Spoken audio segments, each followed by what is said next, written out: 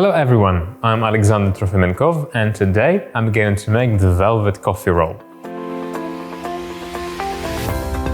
This roll is very elegant and simple to make. It will consist of two scrumptious textures, the velvet chocolate sponge and Chantilly cream with coffee.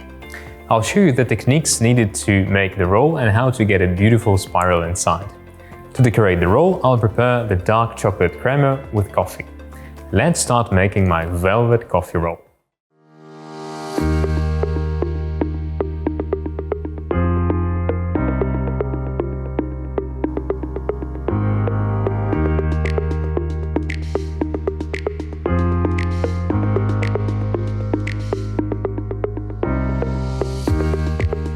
Now I'll show you how to make the Chantilly cream, which will be flavored with coffee. To make it, I'll need the following ingredients. The whipping cream, which is divided into two parts. One part, the bigger one, which will be added cold, and the other part, which is smaller, it will be warmed up and flavored with coffee. Then I have the mascarpone cheese to thicken the preparation a little bit, to give it a better plasticity, a creamier texture, as well as some mascarpone flavor, which is characteristic. If you don't have mascarpone cheese, you can simply replace it with any other type of cream cheese that you have, or skip it from the recipe, it will still work nicely.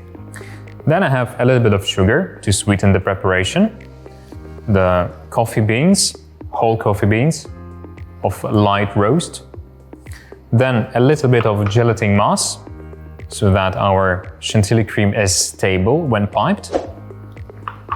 And the last component is the coffee liquor, which is optional. If you don't consume alcohol, you can remove it from the recipe, but it still will work really well. The first thing I will do is I will warm up the small portion of whipping cream and will add the coffee beans into it. Then I'll keep this cream at room temperature covered with the plastic wrap for about 30 minutes so that the cream is infused and the coffee flavor is transferred into the cream. Then I'll strain this preparation and we'll use it to prepare the Chantilly cream. Okay, let's start. So here I have the small portion of the whipping cream.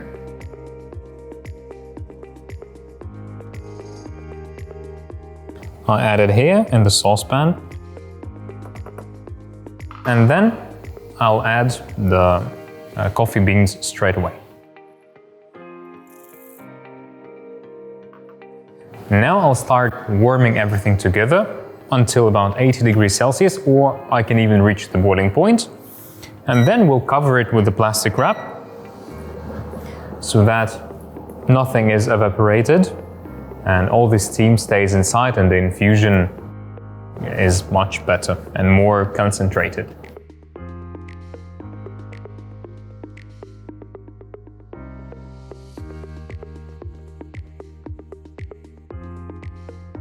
As you might have noticed, I'm using the whole coffee beans, but you can also crush them to enhance the coffee flavor, to make it stronger. The reason I'm not doing this is because I want to preserve the white color of the Chantilly cream. If you crush the coffee beans, they will transfer their color to the whipping cream and it will be a bit brownish, inevitably. If you're okay with this, you can crush the coffee beans and you'll have more coffee flavor. If you need the Chantilly cream to be white, then do like me, do not crush the coffee beans. And now I have the whipping cream boiling, which means that the infusion process has started. I'll turn the cooker off and now we'll cover the saucepan with a plastic wrap and we'll leave it like this for about 30 minutes at room temperature.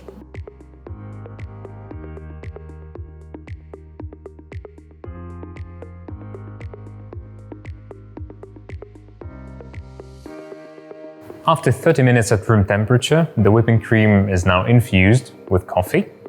I can remove the plastic wrap. And now an important step is to strain whipping cream and remove the coffee beans and scale the amount of whipping cream which has remained after infusion. This step is really important because the coffee beans are dry and they will inevitably absorb some water from the whipping cream. This is why I'll be scaling whipping cream after straining and then we'll replenish the amount of liquid that was absorbed by the coffee beans. I'll be using not the whipping cream for this, but I'll be using milk, since coffee beans, they absorb liquids. This is why I cannot be using some fatty components like whipping cream to replenish the amount of whipping cream which is absorbed. If I do like this, I will increase the amount of fat in the recipe. It will be thicker than the texture of the whipping cream. The texture of the Chantilly cream will be thicker than I want it to be, and it will be also greasier. I don't need this. This is why I'll be using milk, or you can also use just regular potable water. Okay, so here I have the whipping cream, which has been infused with coffee. I'll take the mixing bowl and the strainer, and we'll strain the whipping cream with the coffee.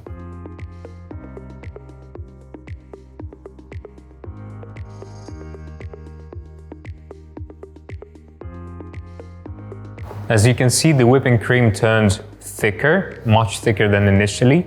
It is not liquid anymore. This is why the coffee has absorbed liquid from it.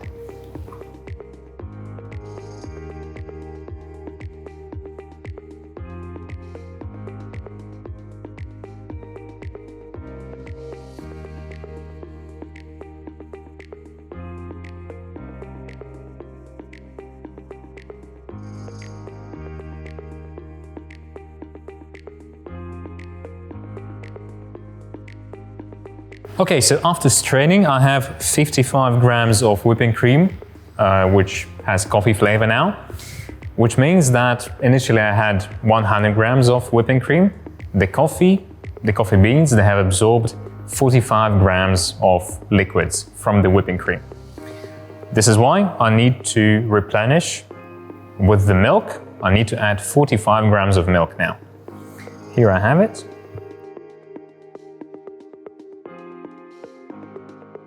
Now I've added the milk, and the quantity is 100 grams again.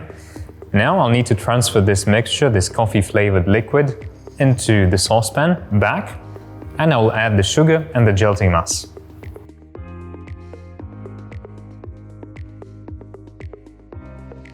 Then I add the sugar and the gelting mass. Okay, so now when I have milk, the coffee-flavored whipping cream, the sugar, and the gelting mass in the saucepan, I'll need to warm these ingredients up to about 80 degrees Celsius or to the boiling point, so that the sugar dissolves and the gelting melts.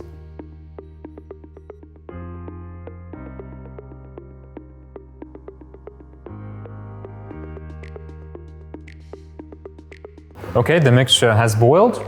Perfect. The sugar has dissolved. The gelting has melted. Now I can take it off the heat and we'll combine with the rest of the ingredients. Here I have a jug. I prefer using a jug for convenience. It is much easier to blend all ingredients here. So now I'll pour the liquids with sugar and gelting mass over here.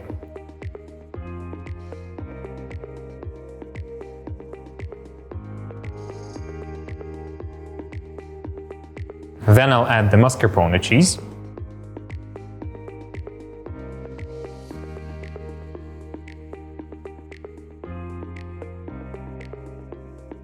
And I will also add the liquor at this point.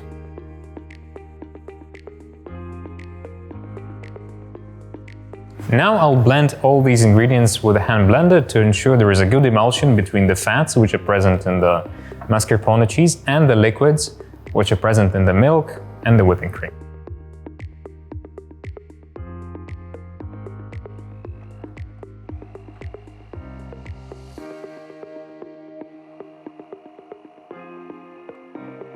After about a minute of blending, the mixture is ready. The whipping cream, the gelatin, the sugar, the mascarpone have combined well, and the mixture is rather liquid now. It is liquid like water, and it is perfect. It means that everything is well mixed.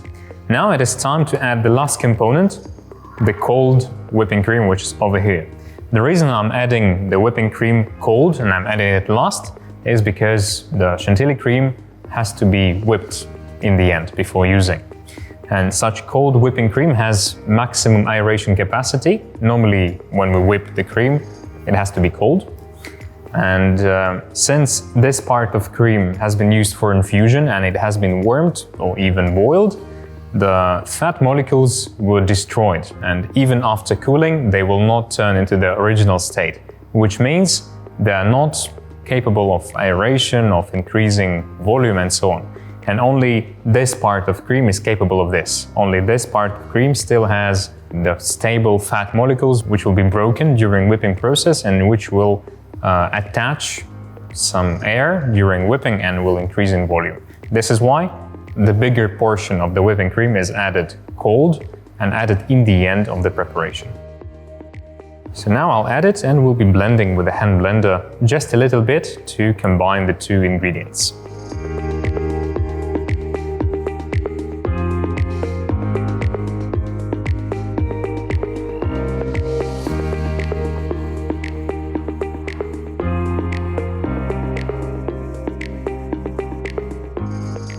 Okay, so now the coffee Chantilly cream is ready. Here it is, still liquid. Now I'll need to transfer it into a clean mixing bowl.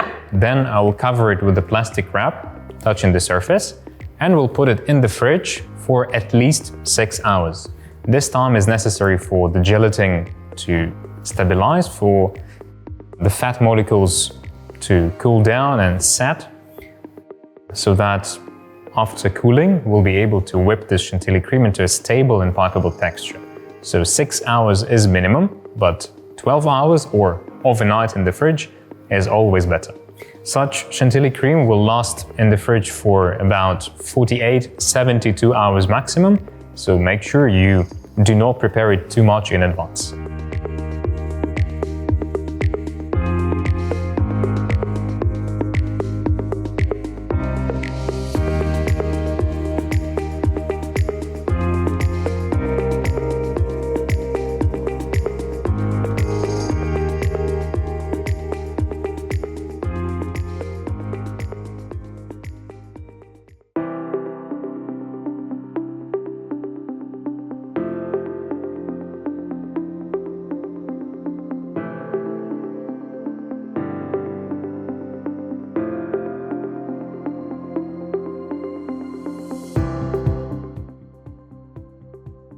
Now I'll show you how to make the chocolate crémeux, which is flavored with coffee.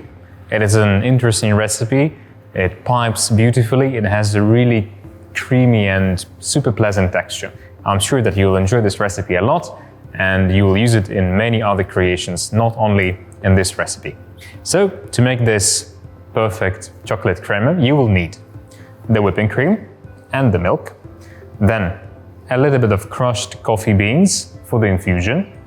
If you don't like the coffee flavor, then obviously you can replace the coffee with something else or simply remove it from the recipe and you'll have the pure chocolate flavor.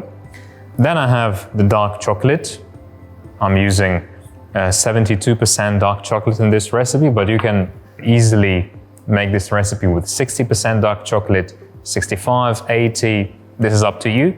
It will change the texture slightly, but it will still be perfectly pipeable, it will still be creamy, and the sweetness level will also be slightly different. But again, this is up to you. You can change the recipe by using different chocolate, or you can change the sweetness of the recipe by reducing the sugar. And sugar is the next component in this recipe. I have just a little bit to balance the bitterness and the acidity of dark chocolate I'm using. The last component is the egg yolks, which is used to thicken the preparation slightly and to give the pleasant, creamy and pipable texture. Egg yolks, they contain lecithin naturally, and lecithin works well as an emulsifier, binding water, which is present in the milk and whipping cream, with the fat that is present in the chocolate. And as a result, we obtain a really creamy and beautiful texture. One more important ingredient to mention is the extra portion of milk, which is going to be added to the infusion made with coffee after straining. This is the first thing I'm going to do. I'll put the whipping cream, the milk, and the crushed coffee into the saucepan. We'll bring everything to the boil and we'll leave it to infuse at room temperature for 30 minutes. Then I will strain it, and the coffee will inevitably absorb some liquid from the milk and whipping cream, and this liquid has to be compensated, has to be replenished with something. And I'll be using regular milk to compensate for the loss of the liquid, and not the whipping cream, since whipping cream contains fat and coffee absorbs not fat but liquid from the recipe. And extra fat is not welcome into this recipe since we already have quite a lot of chocolate, the whipping cream, the egg yolks, we have enough fat. This is why the milk is used to compensate for the liquid which is absorbed by the coffee. Okay, I'll start the preparation process. So I'll combine the whipping cream and the milk in the saucepan.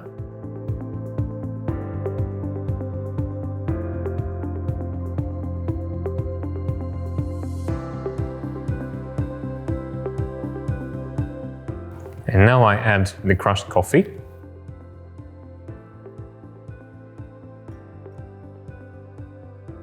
Now I'll start warming all these ingredients just until boiling point.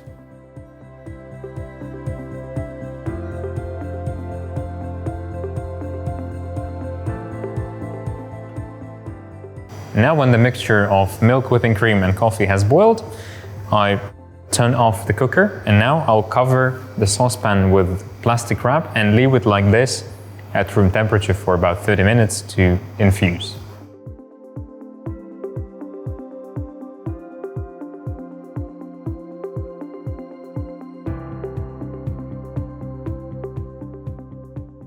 If you have the lid which fits the saucepan, that would be perfect. Since I don't have such a lid, I'm using the plastic wrap. But it doesn't really matter, both things work well. The idea is to prevent the steam from escaping so that all the flavor is concentrated inside the liquids, inside the whipping cream and the milk. After 30 minutes at room temperature, my infusion is ready. I can remove the plastic wrap. Perfect. Now the next thing I need to do is to strain this mixture to remove the crushed coffee. Here I have the clean mixing bowl. I'll place it onto the scale and then we'll strain the mixture.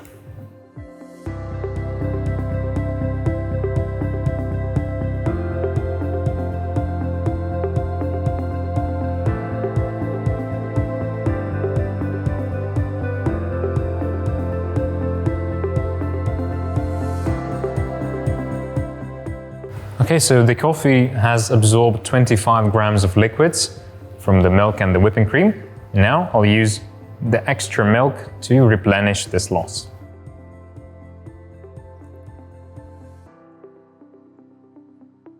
Okay, perfect.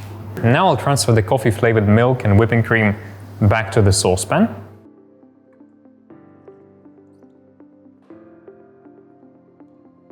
Then I'll add the sugar and the egg yolks.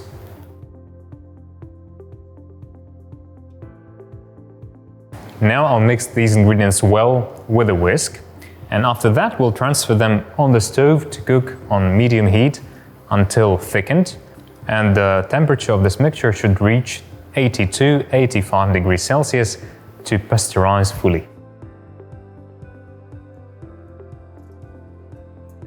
It is very important to mix constantly to prevent the mixture from scorching and to prevent overcooking of the mixture. If you overcook the custard, this is the custard or the crème anglaise, you're gonna have some lumps of egg yolks and there'll be not enough egg yolks which is ready for emulsion. This is why it is really important to cook this mixture to the specific temperature and specific texture and not overcook it. If you've overcooked the crème anglaise, it is impossible to fix it. You'll need to make the new one.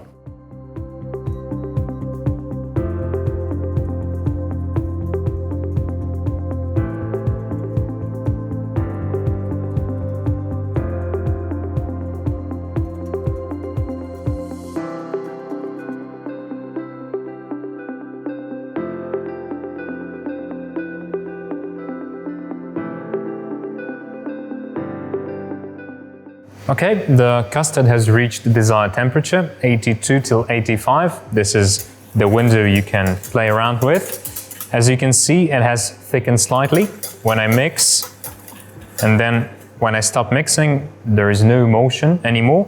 It stops swirling around. And like this is another sign that the custard is ready. It is also important to check the doneness of the custard with the probe thermometer. If you're using the infrared, it will not give you the exact results, the accurate results. This is why the probe thermometer is best. Now when I have the custard ready, I can proceed to the final step of the preparation. Here I have the jug. I'll place the chocolate into the jug. There is no need to melt the chocolate in advance, since we have quite a lot of liquids which are hot and they will melt the chocolate themselves. And now I'll pour the custard on top of the chocolate.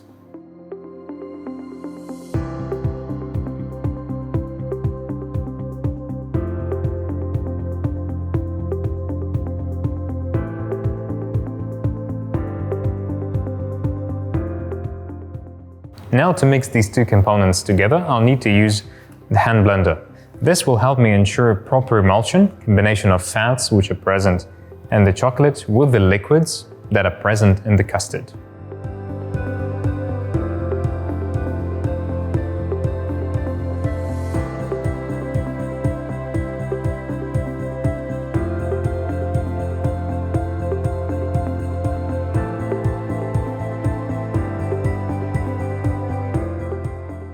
After about a minute of mixing, the mixture turns into a beautiful crémeux with lovely chocolate color and an extreme sheen, which is a good sign of a proper emulsion. Now I'll transfer it into a clean mixing bowl. We'll cover it with a plastic wrap touching the surface and we'll put it in the fridge to stabilize. The stabilization time is about 6 hours, but it is always better to make it at least 12 hours in advance, overnight. Like this, the chocolate will have enough time to crystallize and you will have the creamiest texture, which is easy to pipe and which looks really attractive when piped on the surface of the product.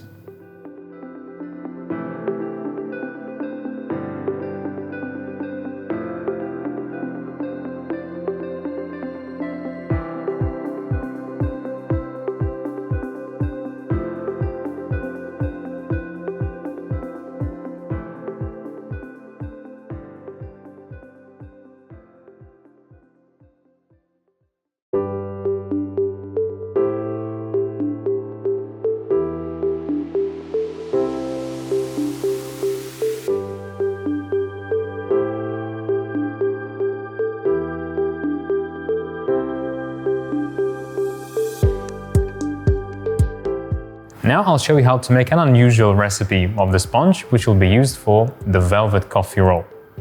This sponge includes several techniques, several components. First, I'll be making the choux paste, like for eclairs or profiteroles.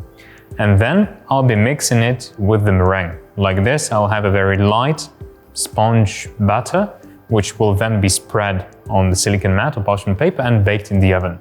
Like this, I'll have a very tender, flexible, and not sweet at all sponge, which rolls perfectly, which holds the shape well. And like this, I'll be able to make a very beautiful product in the end. So, to make this unusual recipe, I'll need the following ingredients. First of all, I'll need the milk and the butter to make the choux paste. And then I'll mix those two components with the regular all-purpose flour and the cocoa powder. I'm using the alkalized cocoa powder, which contains about 20–22% of cocoa butter. It is quite rich in fat. There are different types of cocoa powder in the market. You can find the one which contains about 10% fat or even less. You can work with them too, but I recommend using the one which contains a lot of cocoa butter. Like this, the chocolate flavor will be strong and it will be really intense and interesting. Then I'll be using the melted dark chocolate as well. It's the 80% dark chocolate. It is rather bitter. It will give a nice color and as well as a nice flavor to the sponge.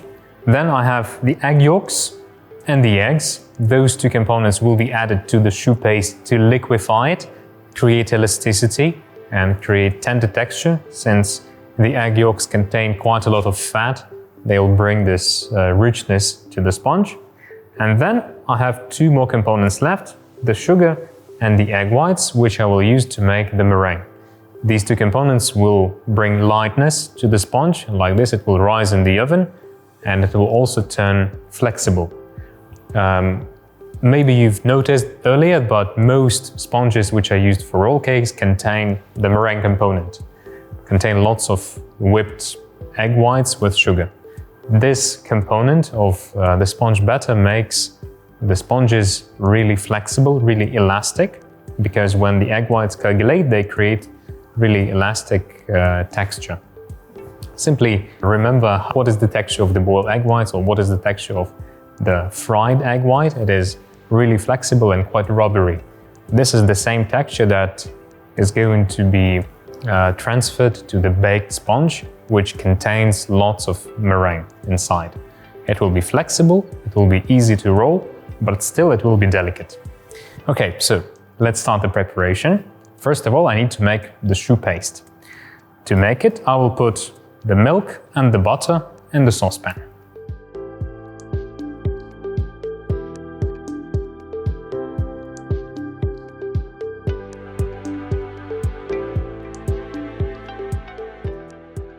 Now I'll start warming these two ingredients together until butter melts completely, and then I will need to bring this mixture to a strong boil.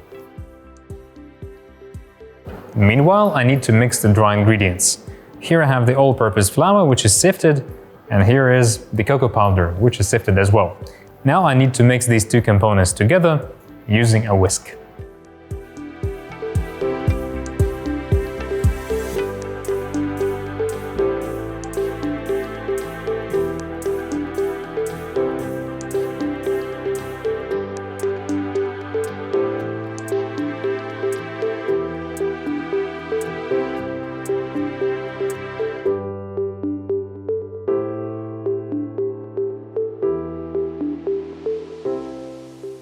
Okay, perfect. Like this, it will be easy for me to incorporate the dry ingredients inside the liquids.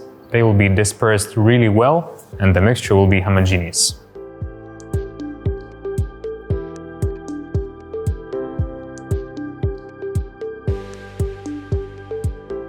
Okay, so now all the butter has melted. I can increase the heat and bring the mixture to a boil.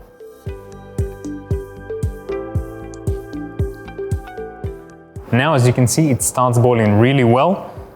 I remove it from heat. And then I will add all the dry ingredients inside, all at once. And now I'll mix them well with a spatula.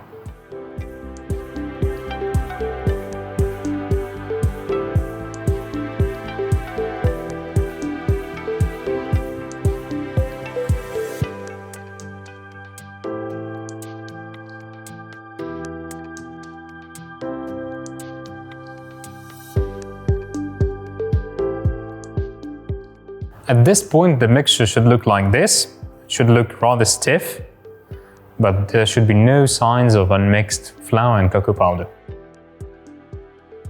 Now I'll transfer this mixture into the bowl of a stand mixer and we'll add the melted chocolate inside. And after that, we'll mix it gently with the paddle attachment. Now add the chocolate. It has to be melted to about 40–45 degrees Celsius. It is important to make sure we have a proper emulsion between the fats which are present in the chocolate and other liquids that will be present in the dough. When the chocolate is below 40 degrees Celsius, it might set prematurely when mixed with other components, and like this will not have a proper emulsion and the sponge will not rise well. It will not be melting in your mouth delicately. So now I add the chocolate.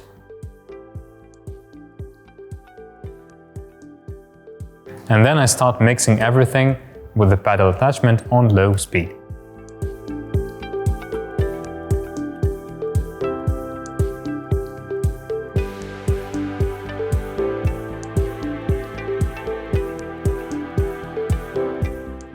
When the chocolate is mixed well, it is time to add the following components: the egg yolks and the eggs, it is important to mention that both of them should be room temperature, again, to facilitate the emulsion, to make it happen faster and better. If your eggs and egg yolks are straight from the fridge, then the chocolate might set prematurely, and again, you will not have the proper emulsion. So now I'll turn the mixer on low speed and we'll be adding the egg yolks and the eggs gradually.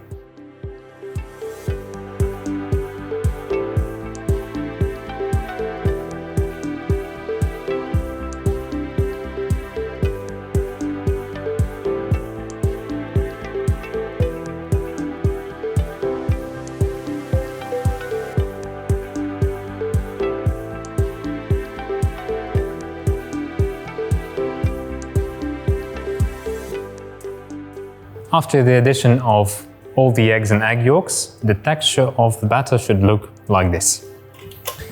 I'll show you. It has to be smooth, it has to be shiny.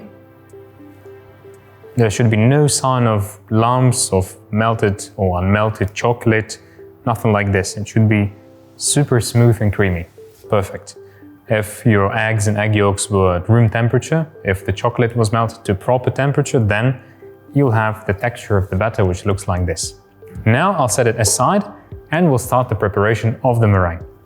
To make the meringue, I'll be using the egg whites and the sugar, as I told you before. It is important to mention that the egg whites should also be room temperature. Otherwise, if they're cold and mixed with the batter which is here, the chocolate in this batter will crystallize, and again, no emulsion will happen, which is not desirable in our case. So, room temperature egg whites, they're here. I'll put them inside of the mixing bowl.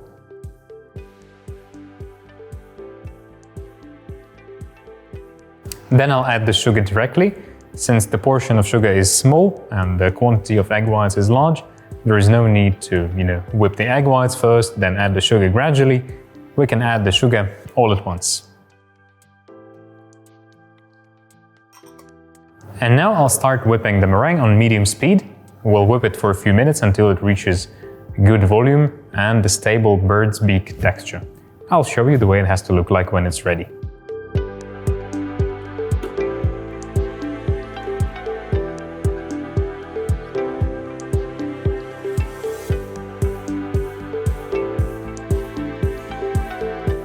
After a few minutes of whipping, the meringue is ready. I'll show you its texture now.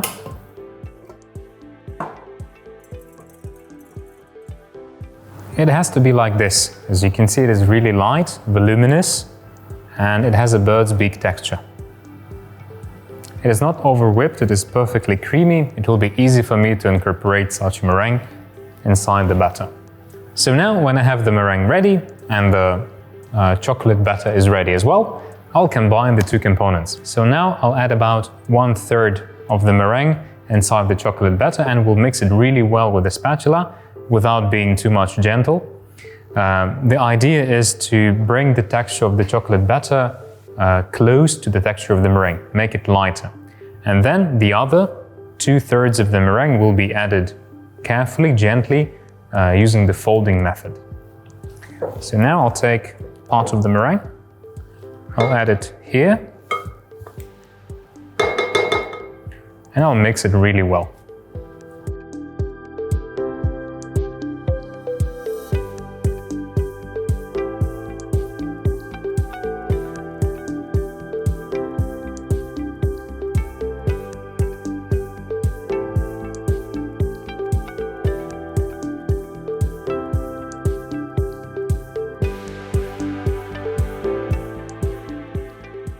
So after the addition of the first portion of the meringue, the texture of the batter should be like this.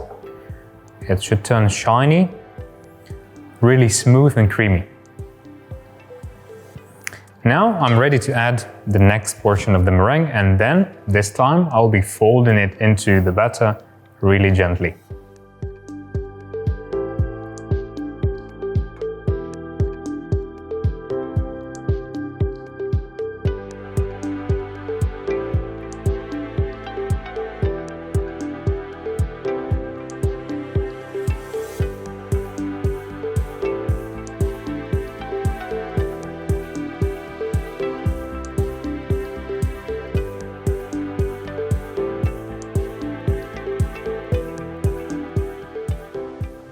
After the addition of the meringue, the batter is ready. I'll show you the texture. It has to be like this, neither too stiff nor too runny. It should have a mousse texture now. It should be shiny and completely smooth. This is perfect. It means that we have a proper emulsion here between fats and liquids, and all the mixing temperatures were correct. Now I'm ready to pour the batter onto the baking mat. Here I have a 35 by 35 centimeters baking mat made of silicone, like this. If you don't have such a mat, don't worry. You can still bake the sponge on a regular tray, like this. Here I have a regular silicone mat. This batter will be enough for half a tray, so for 40 by 30 centimeters, half a tray, and then it will be baked perfectly the same way as here. The reason why I'm using this mat is because it has little borders and it makes the process of spreading the sponge much easier. So now I'll transfer the batter over here.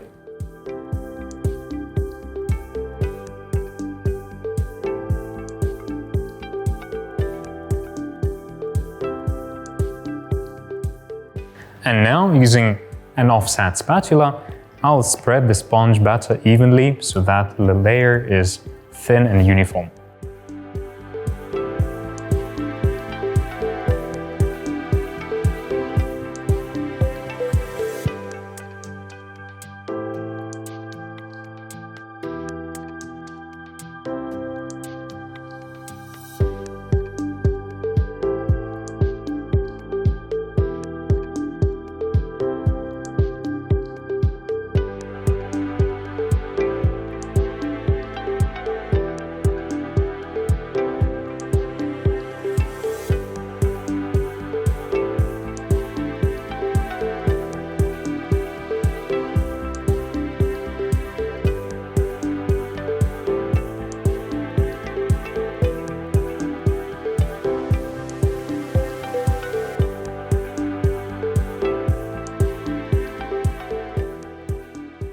Now the sponge is ready to be baked. I'll do this in the oven, which is preheated to 160 degrees Celsius. The baking time is about 10 to 12 minutes. I'll bake it with the convection on, with the fan on. If you don't have the fan in your oven, then the baking time might be different. It might be about 15 to 20 minutes. And I would also recommend increasing the temperature slightly by 10-15 degrees Celsius. Anyway, I'll show you the way the sponge has to look like when it's ready, so that you can compare it to the sponge you make at home in your oven.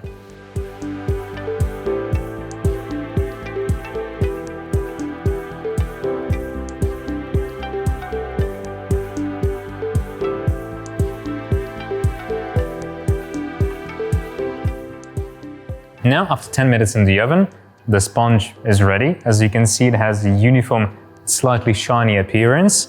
And when I press it with fingers, it springs back. It means it is perfectly baked. Now, to preserve the humidity inside the sponge, to prevent it from getting too dry, I'll need to do the following. I'll take the parchment paper and I'll put it directly on top of the sponge while it is still hot, like this.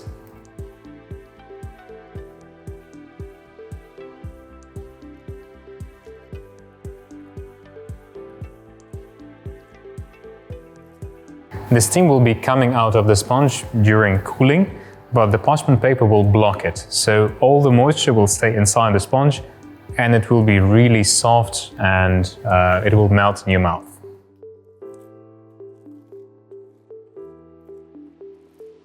One more thing I need to do is to flip the sponge over so that this top part is on the bottom. And like this, I'll leave the sponge to cool down at room temperature first. And then, once it is already cold, I'll transfer it into the fridge for at least 6 hours, but better overnight. During this time, the humidity will migrate within the sponge, it will distribute really well, and the sponge will turn super flexible. So now, I'll flip it over, like this.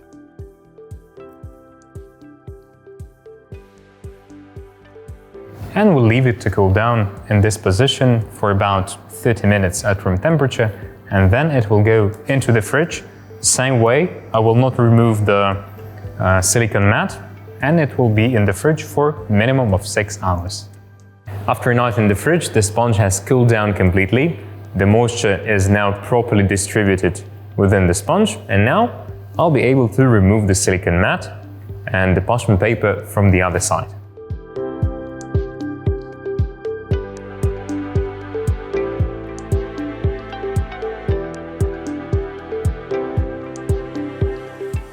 After removing the silicone mat, I'll flip the sponge over the clean parchment paper sheet, and we'll remove this parchment paper, which is stuck to the other side of the sponge.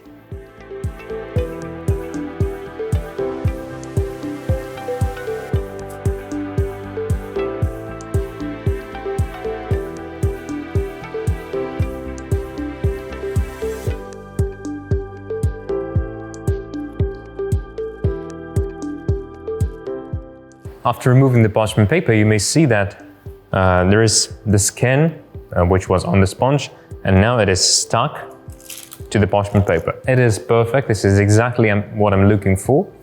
Thanks to moisture evaporation, the skin stuck to parchment paper, and I was able to remove most of it.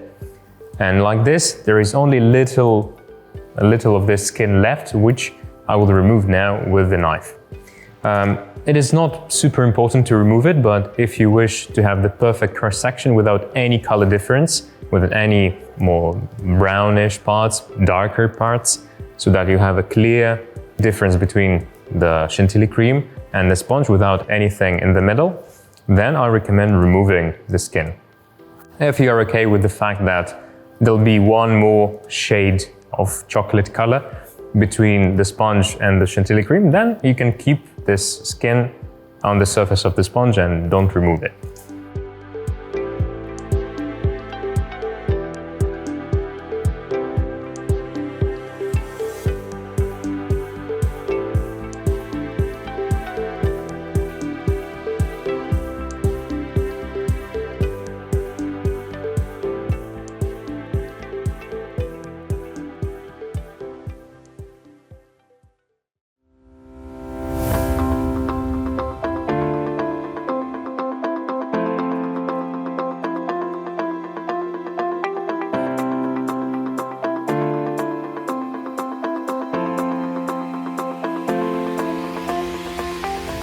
After 12 hours in the fridge, the Chantilly cream has stabilized. Now I would like to show you its texture.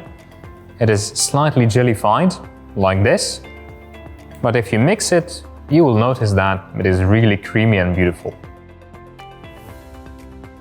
Now I'll transfer it into the mixing bowl and we'll start whipping on medium speed until it increases in volume and turns light and fluffy. After that, I'll be able to use it to assemble the roll cake.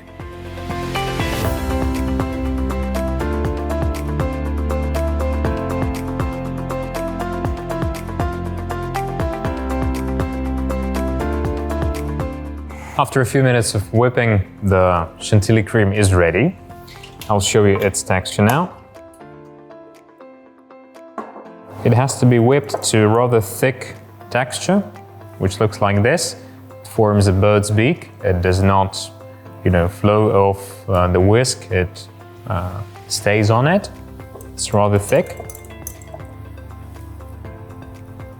Perfect. At the same time, it is creamy. It is light. There is no sign of broken texture. It looks perfect. Now I'll transfer it into a piping bag, which is fitted with a round tip, around 15 millimeters in diameter. But you can also apply the frosting or the Chantilly cream directly on the roll cake, directly on the sponge, straight from the mixing bowl.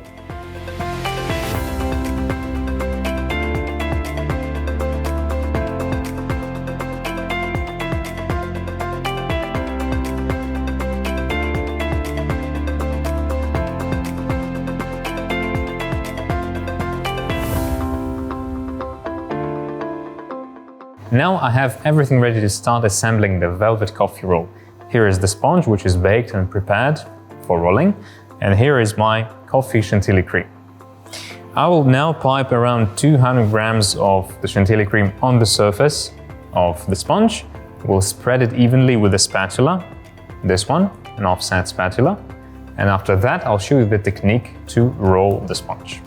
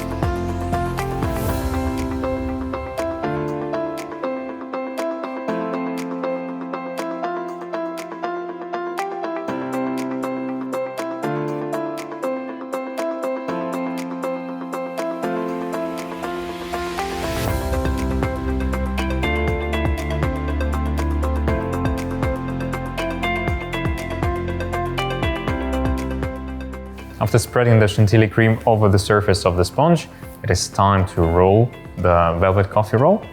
I will start rolling from the side which is close to me.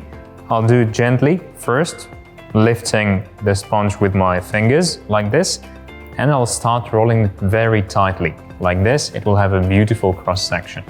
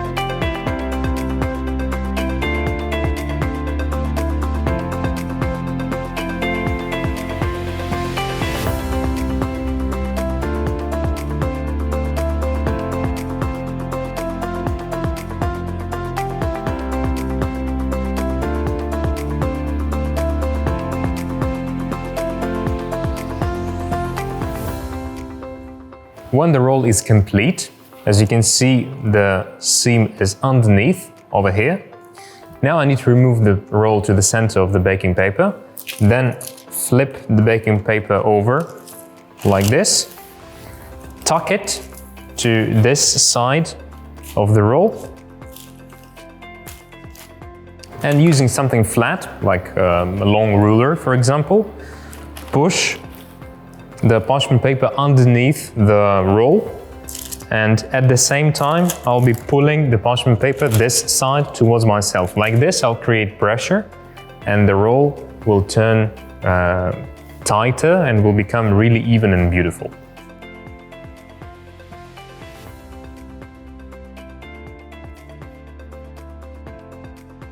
Like this. And now I'll put the roll on the tray and we'll put it in the fridge for at least 1 hour so that the Chantilly cream inside sets and we have the beautiful and stable velvet coffee roll. Also, at this point you can freeze the roll cake.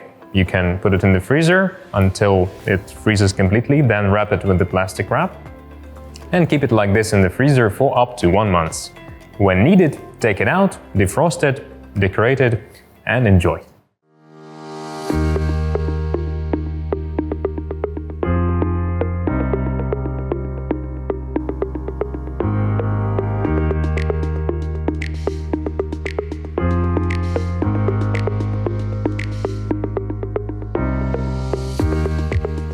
After about an hour in the fridge, the velvet coffee roll has stabilized, the Chantilly cream has set inside. Now I can trim the edges and start decorating the velvet coffee roll. So I'll use a serrated knife to do this. It is much easier and the cut will be more neat.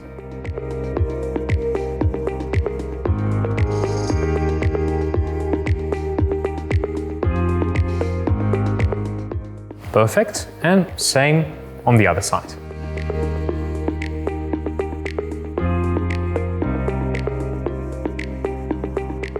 Now I'll transfer the velvet coffee roll onto the cake board, and then we'll start the decoration process.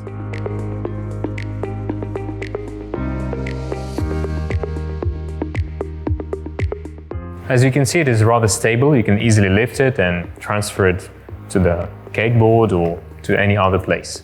To decorate the velvet coffee roll, I'll be using two types of cream. Here I have the leftover coffee-flavored Chantilly whipping cream, which was left after assembling the roll cake. It is in the piping bag with the piping tip 15 millimeters in diameter. It's a French-style open piping tip. As you can see, it has lots of prongs over here. And same piping bag, same piping tip, but I will put the chocolate crémeux inside.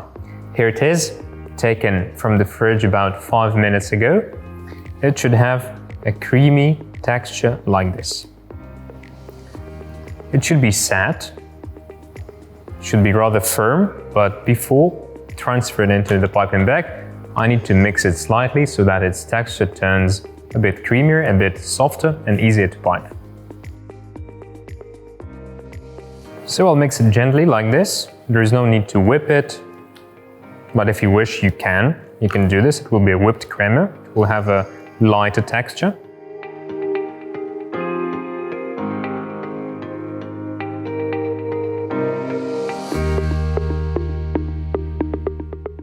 Okay, perfect. As you can see, its texture turned softer, but it is still stable and it will be easy to pipe it. Now I'll transfer it into the piping bag.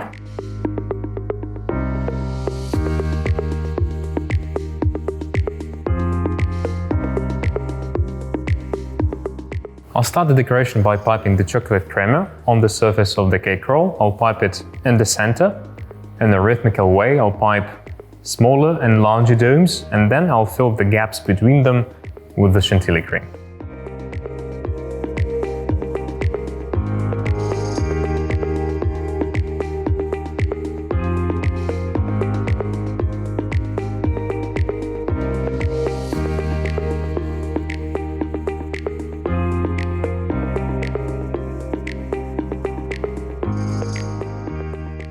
And then, as said before, I'll pipe the Chantilly cream in between the chocolate crémeux to complete the look of the velvet coffee roll.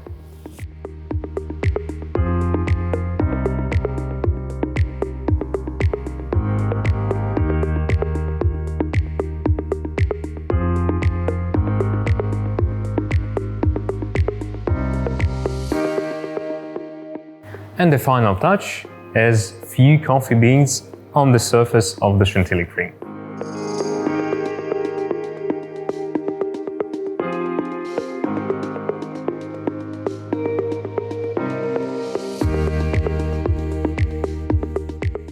Now the coffee cake roll is almost ready. The only thing left to do is to put it in the fridge for about 10 to 15 minutes to let the Chantilly cream on the top and the chocolate crémeux stabilize. And then I'll show you two ways of serving this cake roll. It can be served as it is already beautiful and elegant, or it can be cut into individual portions, and like this you can serve guests individually. After 15 minutes in the fridge, the velvet coffee roll has stabilized. Now both the chocolate crémeux and the coffee Chantilly cream are properly set, they're stable. Now I'll be able to show you how to serve this velvet coffee roll as an individual portion. As you can see, it looks really beautiful as a whole cake, but you can also serve it as an individual portion and it will look as beautiful as it is now. So now I'll show you. I'll take a serrated knife again, and then I'll cut portions approximately 3.5–4 centimeters thick.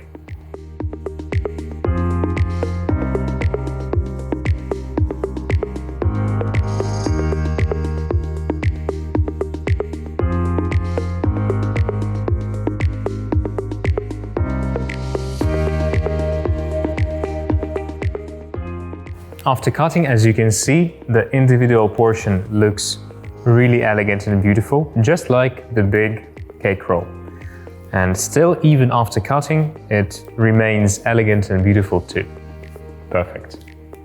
My velvet coffee roll is now ready. It looks stunning thanks to the velvet surface and artistic spiral inside the cake. The impressive contrast of white coffee cream and chocolate sponge looks stylish. It tastes best when served at the temperature of 8 degrees Celsius, as it contains whipped cream. So now it is the perfect time for me to try it.